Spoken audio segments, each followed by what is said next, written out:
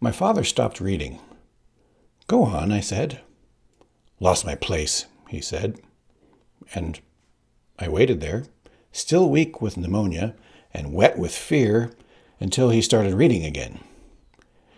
Inigo allowed Fezzik to open the door. "Hey," I said, "hold it. That's not right. You skipped." And then I quick caught my tongue because we just had that scene when I got all upset about Buttercup marrying Humperdinck, when I had accused him of skipping, and I didn't want to repeat any of that.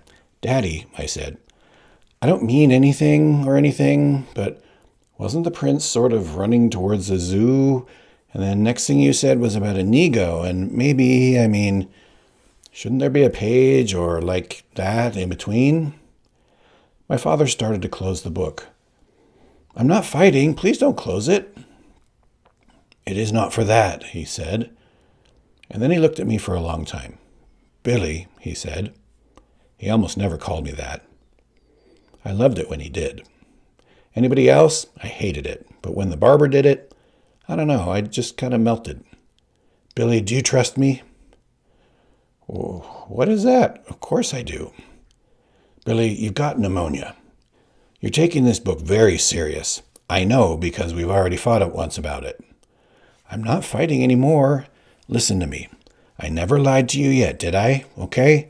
Trust me. I don't want to read you the rest of this chapter, and I want you to say it's all right." "Why? What happens in the rest of this chapter?" "If I tell you, I could accomplish the same thing by reading. Just say it's okay." "I can't say that until I know what happens."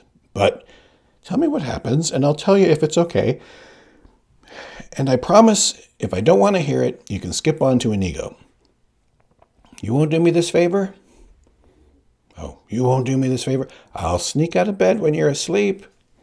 I don't care where you hide the book. I'll find it. And I'll read the rest of the chapter myself, so you might as well tell me." "Billy, please." "I gotcha. You might as well admit it."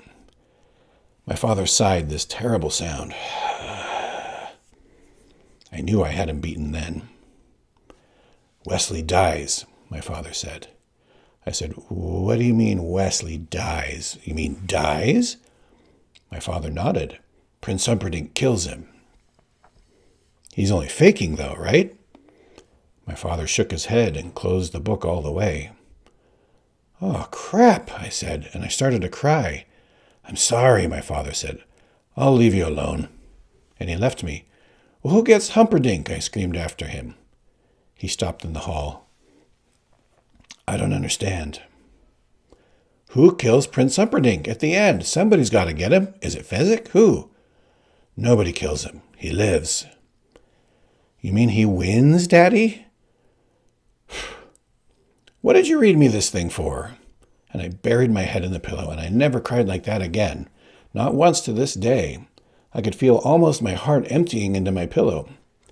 I guess the most amazing thing about crying, though, is that when you're in it, you think it'll go on forever. But it never really lasts half of what you think. Not in terms of real time. In terms of real emotions, it's worse than you think. But not by the clock. When my father came back, it couldn't have been even an hour later. "So," he said, "shall we go on tonight or not?" "Shoot," I told him. Eyes dry, no catch in the throat, nothing. "Fire when ready." "With Inigo?" "Let's hear the murder," I said. I knew I wasn't about to bawl again. Like Buttercup's, my heart was now a secret garden, and the walls were very high. Humperdinck screamed towards her then, ripping at her autumn hair, yanking her from her feet and down the long curving corridor to her room, when he tore that door open and threw her inside and locked her there and started running for the underground entrance to the Zoo of Death. And down he plunged, giant stride after giant stride, and when he threw the door of the fifth-level cage open, even Count Rugen was startled at the purity of whatever the emotion was that reflected in the prince's eyes. The prince moved to Wesley. "She loves you," the prince cried. "She loves you still, and you love her, so think of that. Think of this, too. In all this world, you might have been happy, genuinely happy. Not one couple in a century has that chance, not really, no matter what the storybooks say. But you could have had it, and so, I would think, No one will ever suffer a loss as great as you." And with that, he grabbed the dial and pushed it all the way forward. And the Count cried, "Not to 20!" But by then it was too late. The death scream had started. It was much worse than the scream of the wild dog. In the first place, the dial for the wild dog had only been set at 6, whereas this was more than triple that. And so, naturally enough, it was more than 3 times as long and more than 3 times as loud. But none of this really was why it was worse. It was the scream from a human throat that made the difference. In her chamber, Buttercup heard it, and it frightened her. But she had not the least idea what it was. By the main door of the castle, Yellen heard it, and it also frightened him, though he couldn't imagine what it was either. All the 100 brutes and fighters flanked by the main door heard it too, and, to a man, they were bothered by it. And they talked it over for quite a while, but none of them had any sound notions as to what it might have been. The great square was filled with common people, excited about the coming wedding and anniversary, and they all heard it too. And no one even made the pretense of not being scared. But again, none of them knew at all what it might have been. The death scream rose higher in the night. All the streets leading into the square were also filled with citizens, all trying to crowd into the square, and they heard it. But once they admitted they were petrified, they gave up trying to guess what it might have been. Inigo knew immediately. In the tiny alley that he and Fezzik were trying to force their way through, he stopped, remembering. The alley led to the streets that led to the square, and the alley was jammed too. "I don't like that sound," Fezzik said, and his skin for the moment cold. Inigo grabbed the giant, and the words began pouring out. "Fezzik, Fezzik, that is the sound of ultimate suffering. I know that sound. That was the sound in my heart when Count Rugen slaughtered my father, and I saw him fall. The man in black makes it now." "You think that's him? Who else has cause for ultimate suffering this celebration night?" And with that, he started to follow the sound. But the crowds were in his way, and he was strong, but he was thin. And he cried, "Fezzik, Fezzik, we must track that sound. We must trace it to its source, and I cannot move. So you must lead me. Fly, Fezzik. This is Inigo begging you. Make a path, please." Well, Fezzik had rarely had anyone beg him for anything, least of all Inigo.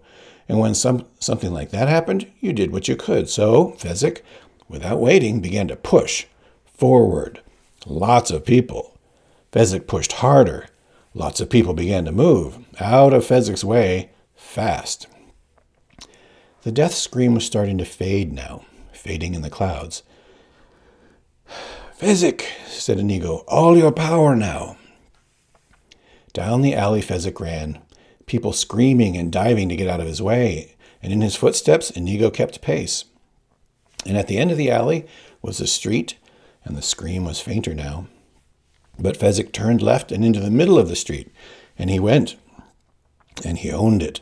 No one was in his way. Nothing dared block his way. And the scream was getting just so hard to hear. So with all his might, Fezzik roared, "Quiet!" And the street was suddenly hushed, and Fezzik pounded along, Inigo right behind him. And the scream was still there, still faintly there, and into the great square itself and the castle beyond before the scream was gone. Wesley lay dead by the machine. The prince kept the dial by the 20 mark long after it was necessary, until the Count said, "Done." The prince left without another look at Wesley. He took the secret underground stairs 4 at a time. "She actually called me a coward," he said. And then he was gone from sight. Count Rugen started taking notes, then he threw his quill pen down. He tested Wesley briefly, then shook his head. Death was not of any intellectual interest to him. When you were dead, you couldn't react to pain. The Count said, "Dispose of his body."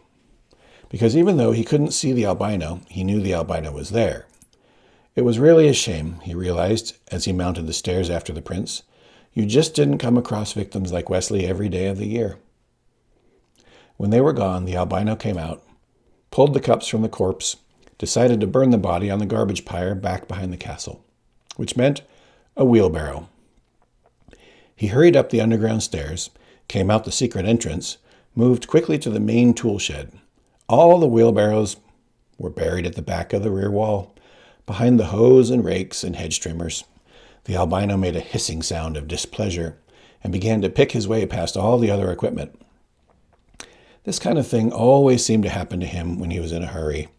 The albino hissed again. Extra work, all the time. Wouldn't you just know it?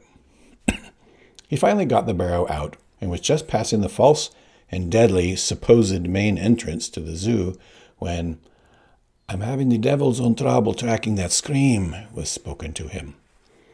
And the albino whirled to find, there in the castle grounds, a blade-thin stranger with a sword in his hand.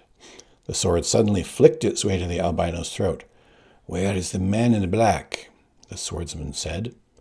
He had a giant scar slanting down each cheek, and he seemed like no one to trifle with. "I know no man in black." "Did the scream come from that place?" The fellow indicated the main entrance. "And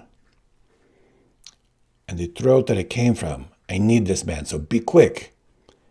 "Wesley," Inigo reasoned. "A sailor? Brought here by Rugen?" "And I reach him where? The albino hesitated, and then pointed to the deadly entrance and whispered, "He is on the bottom level. 5 levels down." "Then I have no more need for you. Quiet him a while, Fezzik." From behind him, the albino was aware of a giant shadow moving. Funny, he thought. The last thing he remembered, I thought that was a tree. Inigo was on fire now. There was no stopping him. Fezzik hesitated by the main door. Why would he tell the truth? He's a zookeeper threatened by death. Why would he lie? That doesn't follow. I don't care, Inigo said sharply. And in fact, he didn't. He knew in his heart the man in black was down there. There was no other reason for Fezzik to find him, for Fezzik to know of Rugen, for everything to be coming together after so many years of waiting. If there was a god, then there was a man in black waiting. Inigo knew that. He knew it. And of course, he was absolutely right. But again, of course, there were many things he did not know. That the man in black was dead, for one. That the entrance they were taking was the wrong one, for another, a false one. To set up to foil those, like himself, who did not belong. There were spitting cobras down there, though what exactly would come at him would be worse. Things he did not know either. But his father had to be revenged, and the man in black would figure out how. That was enough for Inigo. And so, with an urgency that would soon turn to deep regret, he and Fezzik approached the Zoo of Death. Chapter 7. The Wedding. Inigo allowed Fezzik to open the door, not because he wished to hide behind the giant's strength, but rather because the giant's strength was crucial to their entering. Someone would have to force the thick door from its hinges, and that was right up Fezzik's alley. It's open, Fezzik said, simply turning the knob and peering inside. Open? Inigo hesitated. Close it then. There must be something wrong. Why would something as valuable as the prince's private zoo be left unlocked? It smells of animals, something awful in there, Fezzik said. Did I get a whiff? Let me think, Inigo said. I'll figure it out. And he tried to do his best, but it made no sense. You didn't leave diamonds lying around on the breakfast table, and you kept the Zoo of Death shut and bolted. So there had to be a reason. It was just a matter of exercising your brain power, and the answer would be there. The answer to why the door happened to be unlocked was really this. It was always unlocked. And the reason for that was really this. Safety. No one who had entered via the front door had ever survived to exit again. The idea basically belonged to Count Rugen, who helped the prince architect the place. The prince selected the location, the farthest corner of the castle grounds, away from everything, so the roars wouldn't bother the servants. But the count designed the entrance. The real entrance was by a giant tree where a root lifted and revealed a staircase. And down you went until you arrived at the 5th level. The false entrance, called the real entrance, took you down the levels the ordinary way, first to second, second to third, or actually second to death. Yes, Inigo said finally. You figured it out? The reason the door was unlocked is simply this. The albino would have locked it. He would never have been so stupid as not to. But, Fezzik, my friend, we got him before he got to it. Clearly, once he was done with his wheelbarrowing, he would have begun locking and bolting. It's all quite all right. You can stop worrying. Let's go. I just feel so safe with you, Fezzik said, and he pulled the door open a second time. As he did it, he noticed that not only was the door unlocked, it didn't even have a place for a lock. And he wondered, should he mention that to Inigo? But he decided against it, because Inigo would have to wait and figure some more, and they had done enough of that already, because, although he said he felt safe with Inigo, in truth, he was very frightened. He had heard odd things about this place, and lions didn't bother him, and who cared about gorillas? They were nothing. It was the creepers that made him squeamish, and the slitherers, and the stingers, and the everything. Fezzik decided to be truthful and honest. Spiders and snakes and bugs and bats, you name it. He just wasn't fond of any of them. Still smells of animals, he said, and he held the door open for Inigo, and together, stride for stride, they entered the Zoo of Death, the great door shutting silently behind them. Quite a bizarre place, Inigo said, moving past several large cages in which were cheetahs and hummingbirds and other swift things. At the end of the hall was another door with a sign above it saying, "To Level 2." They opened that door and saw a flight of stairs leading very steeply down. Careful, Inigo said. Stay close to me and watch your balance. They started down toward the second level. If I tell you something, will you promise not to laugh at me or mock me or be mean to me? Fezzik asked. My word, Inigo said. I am just scared to pieces, Fezzik said. Be sure it ceases, Inigo said right back. Oh, that's a wonderful rhyme. Some other time, Inigo said, making another, feeling quite bright about the whole thing, sensing the pleasure in having Fezzik visibly relax as they descended. So he smiled and clapped Fezzik on his great shoulder for the good fellow he was. But deep, deep inside, Inigo's stomach was nodding. He was absolutely appalled and astonished that a man of unlimited strength and power would be scared to pieces. Until Fezzik spoke, Inigo was positive that he was the only one who was genuinely scared to pieces. And the fact that they both were did not bode well if panic time came. Someone would have to keep his wits, and he had assumed automatically that since Fezzik had so few, he would find retaining them not all that difficult. No good, Inigo realized. Well, he would simply have to do his best to avoid panic situations, and that was that. The staircase was straight and very long, but eventually they reached the end of it.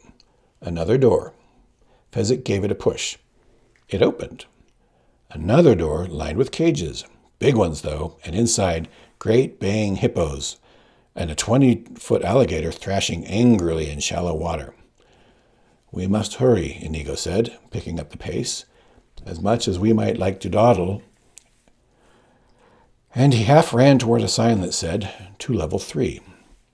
Inigo opened the door and looked down at Fezzik, and Fezzik peered over his shoulder.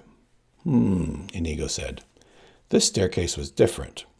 It was not nearly as steep, and it curved halfway, so that whatever was near the bottom of it was quite out of sight as they stood at the top preparing to go down. There were strange candles burning high on the walls out of reach. The shadows they made were very long and very thin. Well, I'm certainly glad I wasn't brought up here, Inigo said, trying for a joke. Fear, Fezzik said, the rhyme out before he could stop it. Whoop. Sorry for the earthquake there. Inigo exploded. Really, if you can't maintain control, I'm going to send you right back up, and you can just wait there all by yourself. Don't leave me. Don't make me leave you. Please, I meant to say beer. I don't know how the F got in there. I'm really losing my patience with you. Come along, Inigo said, and he started down the curving stairs, Fezzik following, And as the door closed behind them, two things happened. Number one, the door, quite clearly, locked. And number two, out went the candles on the high walls. "Don't be frightened," Inigo screamed. I'm not, Fezzik screamed right back. And then, above his heartbeat, he managed, "What are we going to do?" "Simple," said Inigo after a while. "Are you frightened too?" asked Fezzik in the darkness. "Not remotely," Inigo said with great care. "And before I meant to say easy. I don't know how the got in there. Look, we can go back, and we certainly don't want to stay here, so we just must keep going on, as we were before these little things happened. Down is our direction, Fezzik. But I can tell you're a bit edgy about this, so out of the goodness of my heart, I will let you walk down, not behind me, not in front of me, but right next to me, on the same step, stride for stride, and you put an arm around my shoulder because that will probably make you feel better. And I, so as not to make you feel foolish, will put an arm around your shoulder, and thus, safe, protected together, we will descend. Will you draw your sword with your free hand? I already have. Will you make a fist with yours? It's clenched. Then let's look on the bright side. We're having an adventure, Fezzik, and most people live and die without being as lucky as we are. They moved down one step, then another, then two, then three, as they got the hang of it. Why do you think they locked the door behind us? Fezzik asked as they moved. To add spice to our trip, I suspect, replied Inigo.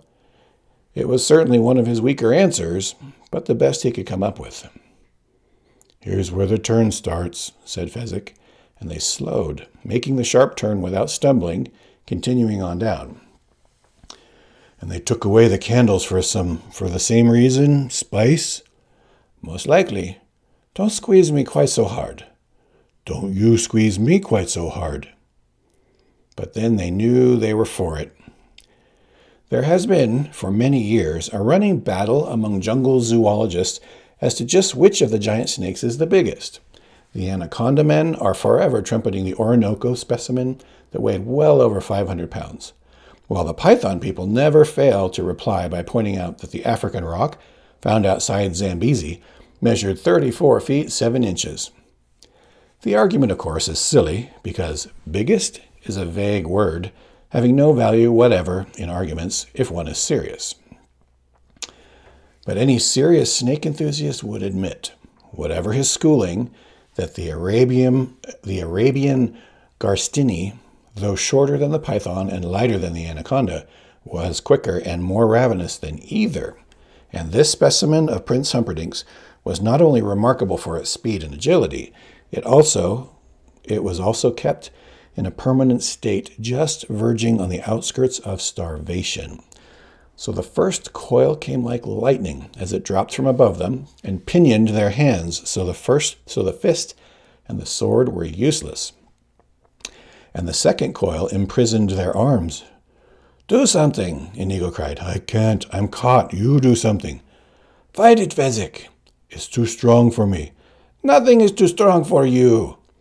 The third coil was down now, around their upper shoulders, and the fourth coil, the final coil, involved the throat. And Inigo whispered in terror, because he could hear the beast breathing now, could actually feel its breath. Fight it. I'm... Fezzik trembled with fear and whispered, Forgive me, Inigo. Oh, Fezzik. What? I had such rhymes for you. What rhymes? Silence. The fourth coil was finished. Inigo, what rhymes?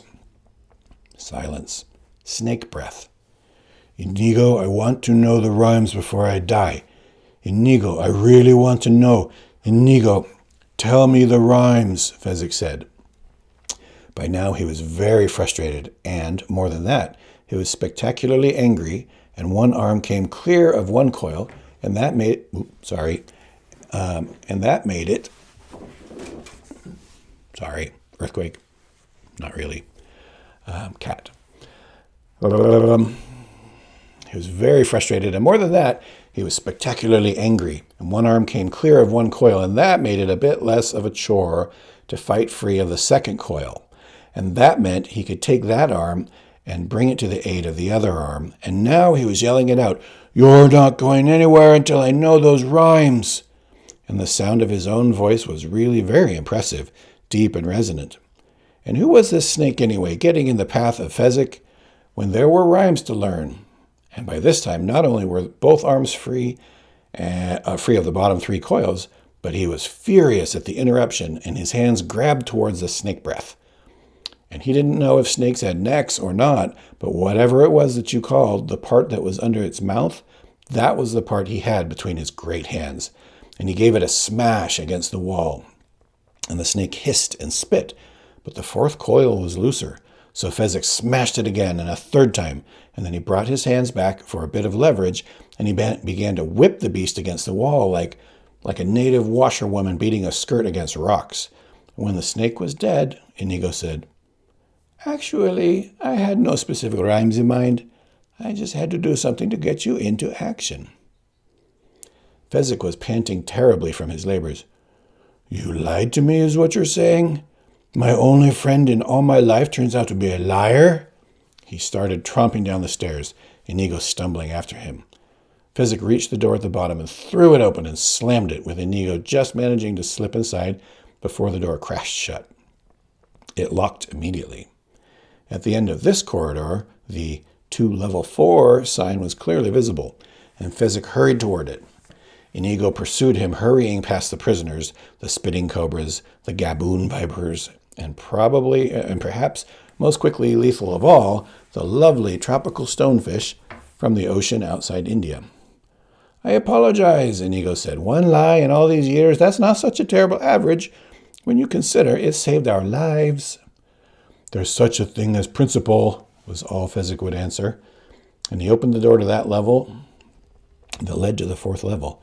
"My father made me promise never to lie, and not once in my life have I ever been tempted." And he started down the stairs. "Stop," Inigo said. "At least examine where we're going." It was a straight staircase, but completely dark. The opening at the far end was invisible. "It can't be as bad as where we've been," Fezzik snapped, and down he went. In a way, he was right. For Inigo, bats were never the ultimate nightmare. Oh, he was afraid of them like everybody else, and he would run and scream if they came near. In his mind, though, hell was not bat-infested. But Fezzik was a Turkish boy, and people claim the fruit bats from Indonesia is the biggest in the world. Try telling that to a Turk sometime. Try telling that to anyone who has heard his mother scream, "Here come the king bats!" followed by the poisonous fluttering of the wings. "Here come the king bats!" Fezzik screamed, and he was, quite literally, as he stood halfway down the dark steps, paralyzed with fear. And behind him now, doing his best to fight the darkness, came Inigo, and he had never heard that tone before, not from Fezzik. And Inigo didn't want bats in his hair either, but it wasn't worth that kind of fright. So he started to say, "What's so terrible about king bats?" But "what" was all he had time for before Fezzik cried, "Rabies! Rabies!" And that was all Inigo needed to know, and he yelled, "Down, Fezzik, down!" And Fezzik still couldn't move. So Inigo felt for him in the darkness as the fluttering grew louder. And with all his strength, he slammed the giant on the shoulder, hollering, "Down!" And this time, Fezzik went to his knees obediently. But that wasn't enough, not nearly. So Inigo slammed him again, crying, "Flat, flat, all the way down!" Until Fezzik lay on the black stairs, shaking. And Inigo knelt above him, the great 6-fingered sword flying into his hands. And this was it. This was a test to see how far down the 90 days of brandy had taken him, how much of the great Inigo Montoya remained, for yes, he had studied fencing, true. He had spent half his life and more learning the Agrippa attack and the Bonetti defense, and of course he had studied his Tybolt. But he had also, one desperate time, spent a summer with the only Scot who ever understood swords, the crippled Macpherson. And it was Macpherson who scoffed at everything Inigo knew. It was Macpherson who said, Tybolt is fine if you fight in a ballroom, but what if you meet your enemy on terrain that is tilted and you are below him?" And for a week, Inigo studied all the moves from below. And then Macpherson put him on a hill in the upper position, And when these moves were mastered, Macpherson kept right on, for he was a cripple. His legs stopped at the knees. And so he had a special feel for adversity. "And what if your enemy blinds you?" Macpherson once said. "He throws acid in your eyes, and now he drives in for the kill. What do you do? Tell me that, Spaniard. Survive that, Spaniard." And now, waiting for the charge of the kingbats, Inigo flung his mind back towards the Macpherson moves. And you had to depend on your ears. You found his heart from his sounds. And now as he waited, above him Inigo could feel the kingbats massing, while below him Fezzik trembled like a kitten in cold water. "Be still," Inigo commanded. And that was the last sound he made because he needed his ears now. And he tilted his head towards the flutter, the great sword firm in his right hand, the deadly point circling slowly in the air. Inigo had never seen a kingbat, knew nothing of them. How fast were they? How did they come at you? And at what angle? How many made each charge? The flutter was dead above him now. 10 feet perhaps more. And could bats see in the night? Did they have that weapon too? "Come on," Inigo was about to say, but there was no need, because with a rush of wings he had expected and a high, long shriek he had not, the first kingbat swooped down at him. Inigo waited. The flutter was off to the left, and that was wrong, because he knew where he was, and so did the beasts, so that meant they must have been preparing something for him. A cut, a sudden turn, and with all control left... Nope. Sorry. With all control left to his brain, he kept his sword just as it was, circling slowly, not following the sound until the fluttering stopped, and the kingbat veered in silence toward Inigo's face.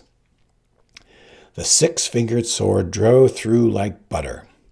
The death sound of the kingbat was close to human, only a bit higher pitched and shorter, and Inigo was only briefly interested because now there was a double flutter.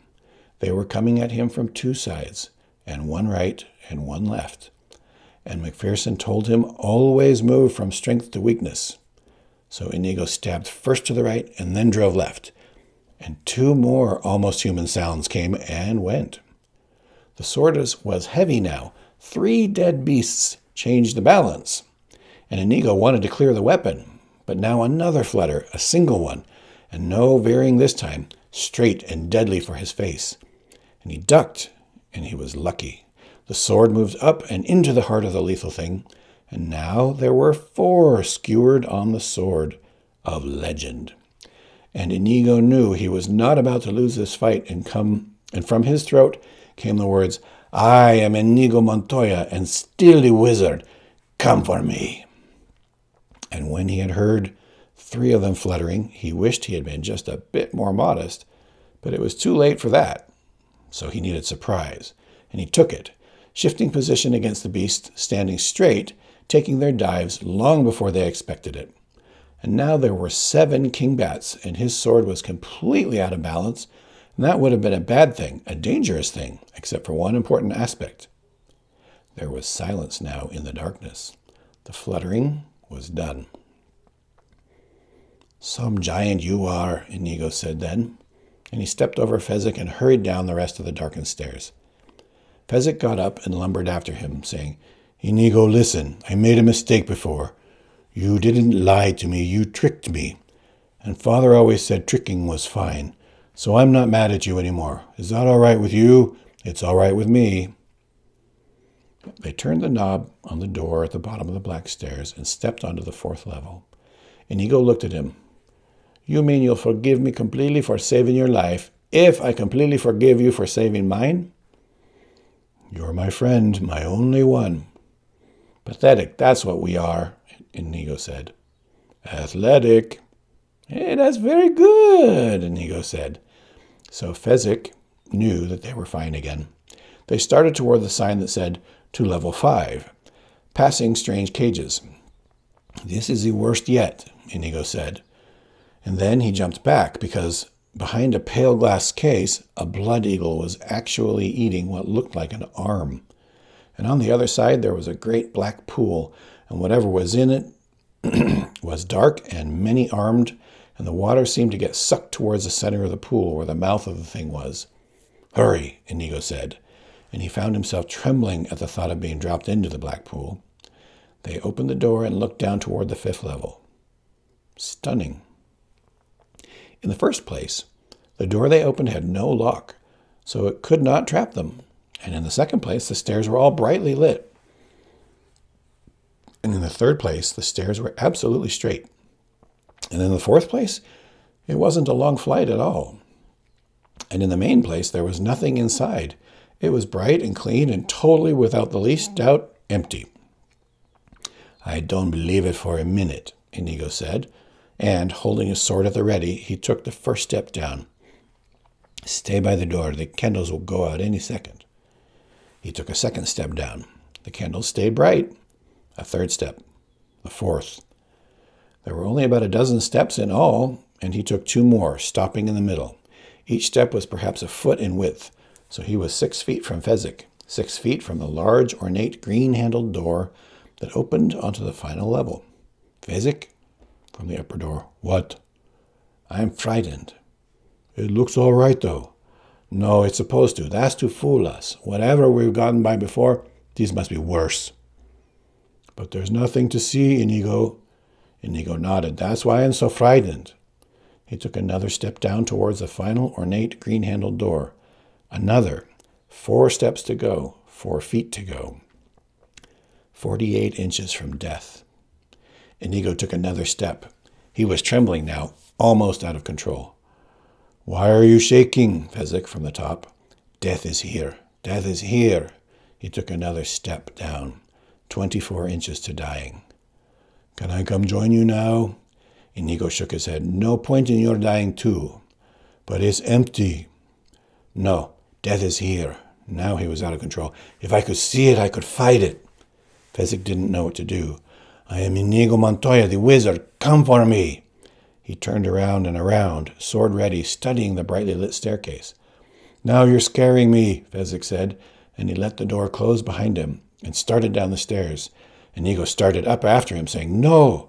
They met in the 6th step, 72 inches from death now. The green speckled recluse doesn't destroy as quickly as the stonefish, and many think the mamba brings more suffering, what with the ulcerating and all. But gram for gram, nothing in the universe comes close to the green speckled recluse. Among other spiders, compared with the green speckled recluse, the Black Widow was a rag doll. Prince Humperdinck's recluse lived behind the ornate green handle on the bottom door. She rarely moved unless the handle turned, and then she struck like lightning. On the 6th stair, Fezzik put his arm around Inigo's shoulder. "We'll go down together, step by step. There's nothing here, Inigo." To the 5th step.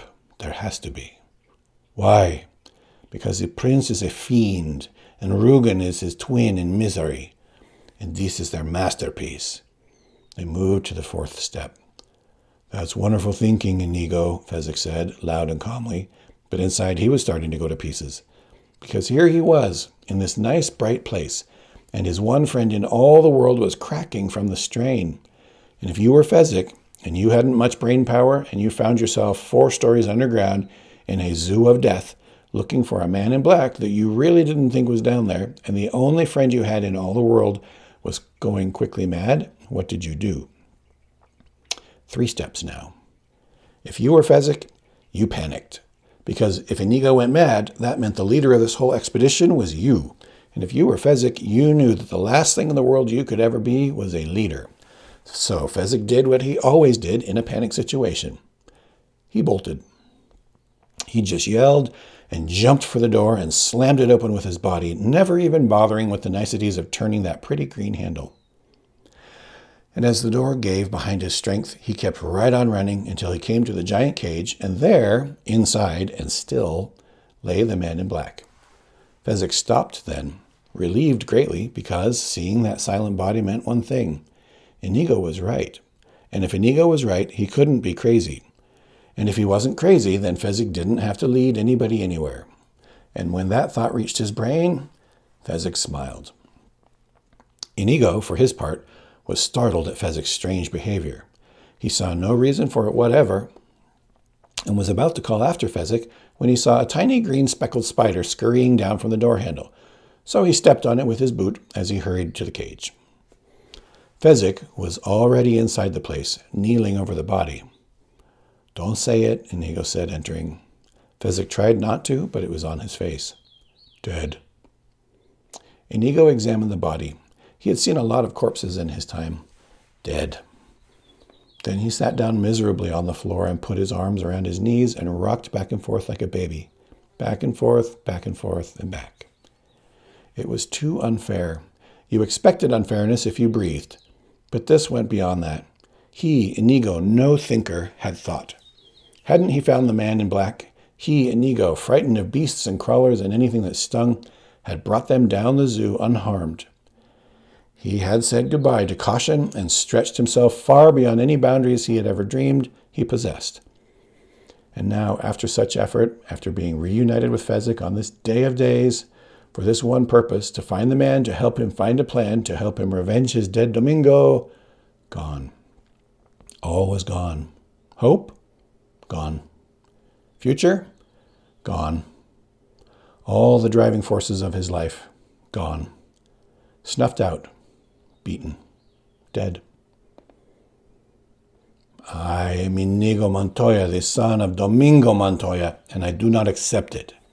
He sprang to his feet, started up the underground stairs, stopping only long enough to snap commands. Come along, bring the body." He searched through his pockets for a moment, but they were empty from the brandy. "Have you got any money, Fezzik?" "Some. They pay well on the brute squad. Well, I just hope it's enough to buy a miracle, that's all."